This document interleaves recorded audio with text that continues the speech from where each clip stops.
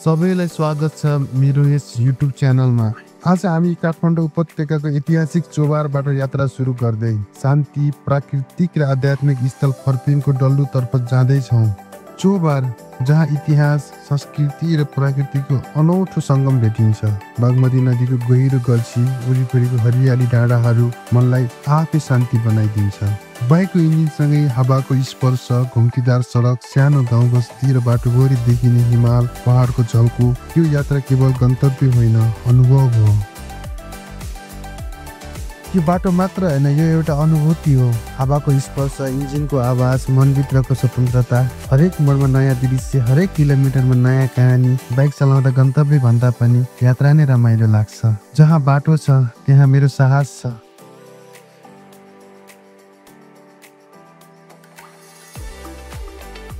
हाम्रा यी अप्ठ्यारा बाटाहरू सजिला छैनन्, तर यही बाटोले साहस सिकाउँछ। हरेक मोड, हरेक उकालोले भन्छ, रोकिँदैनौ भने गन्तव्य आफै भेटिन्छ।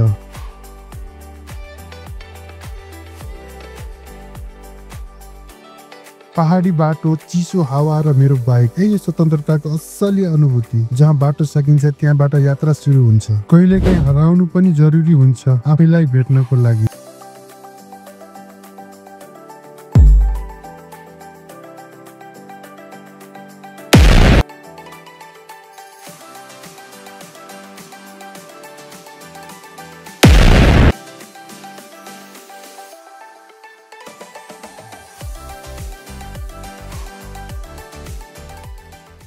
अब हामी फर्पिङ क्षेत्र प्रवेश गर्दैछौँ, जहाँ ध्यान, साधना र अध्यात्मको गहिरो महत्त्व छ। डल्लो पुग्दा मनभित्र अनौठो सन्तुष्टि र शान्ति महसुस हुन्छ।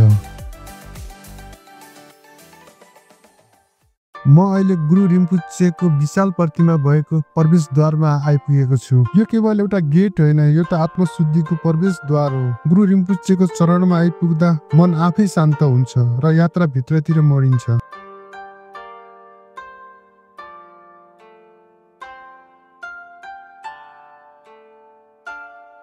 गुरु रिम्पोचे प्रकाशको बाटो देखाउने गुरु। धेरै यात्रा बाहिर हुन्छन्, तर गुरु रिम्पोचेको यो गेटमा आइपुग्दा यात्रा मनभित्र सुरु हुन्छ। यहाँ स्वर होइन, शान्ति बोल्छ।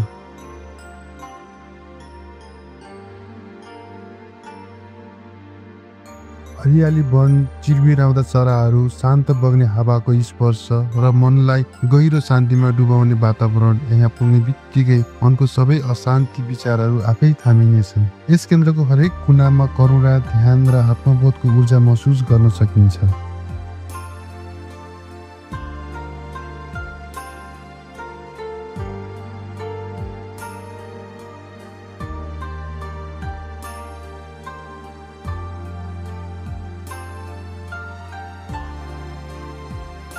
यो ठाउँ गुरु रिम्पोचेको महान शिक्षालाई जीवित राख्न एक पवित्र स्थल हो। यहाँ बुद्धको करुणा, गुरुको ज्ञान र साधकहरूको निष्ठा एकै ठाउँमा सङ्गम हुन्छ।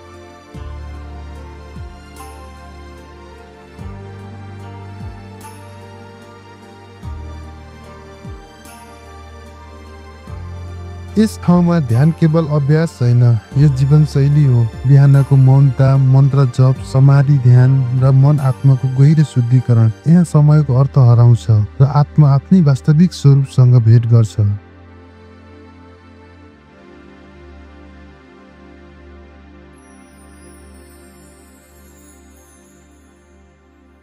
सुन्दर रूपमा निर्माण गरिएको गुम्बा, ध्यान कक्ष, प्रार्थना झण्डाहरूले भरिएको प्राङ्गण र बुद्ध गुरु रिम्पोचेका पवित्र मूर्तिहरू सबैले यहाँको दिव्यतामा थप शक्ति दिन्छन्। हरेक इँटा, हरेक प्रार्थना चक्र श्रद्धा र समर्पणले बनेको छ।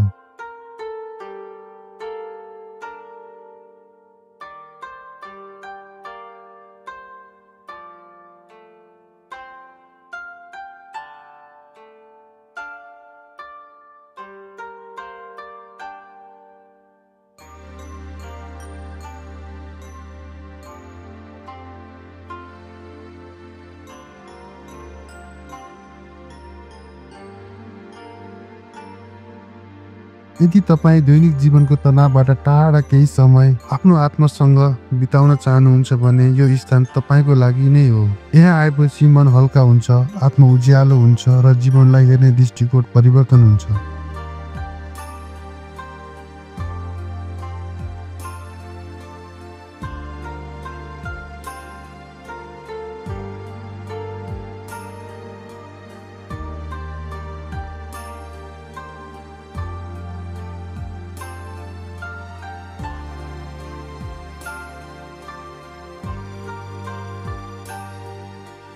यदि तपाईँ आन्तरिक शान्ति खोज्दै हुनुहुन्छ, मनलाई मौन बनाउन चाहनुहुन्छ र जीवनलाई नयाँ अर्थ दिन चाहनुहुन्छ भने एकपटक यो ठाउँ अवश्य आउनुहोला, किनकि कहिलेकाहीँ सबभन्दा ठुलो यात्रा बाहिर होइन, भित्र हुन्छ।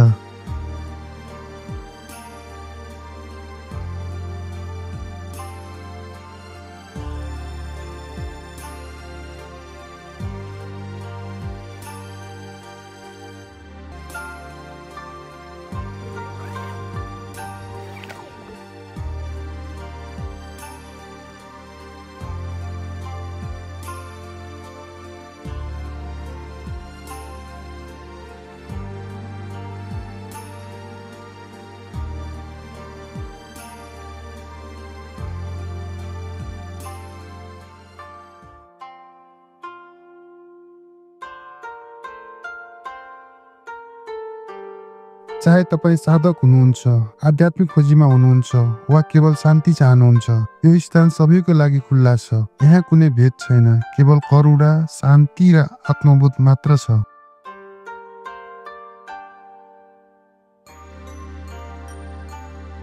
यदि यो भिडियो मन पर्यो भने भिडियोलाई लाइक, च्यानललाई सब्स्क्राइब गर्न नबिर्सिनुहोस् है त। फेरि अर्को गन्तव्यमा भेटौँला। हस्त नमस्ते, धन्यवाद सबैमा।